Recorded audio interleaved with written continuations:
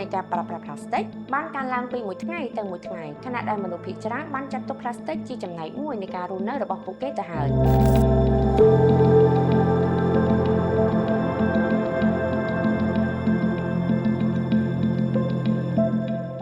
ក៏មានមនុស្សតិចណាស់ដែលចាប់អារម្មណ៍និងយល់ដឹងពីគុណវិបត្តិដ៏អន្តរាយនៃ plastic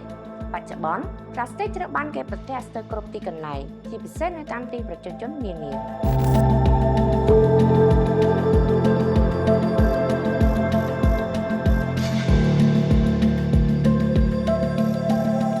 សូមកុំយល់ច្រឡំថា plastic អាចរស់នៅជាមួយយើងត្រឹមតែមួយថ្ងៃមួយខែឬមួយឆ្នាំអីសោះការរលាយរបស់វាប្រភេទខ្លះអាចដល់រាប់រយឆ្នាំឯណោះ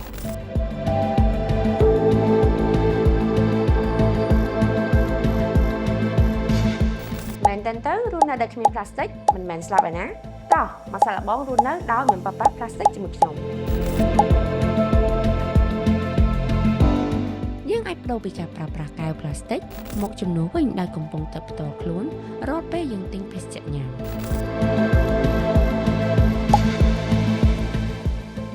ប្ដូរពីការប្រើប្រាស់ប្រអប់ស្នោមកប្រើជំនួសវិញដល់ចានស្រាក់រៀងរាល់ពេលយើងខ្ចប់បាយឬខ្ចប់ម្ហូប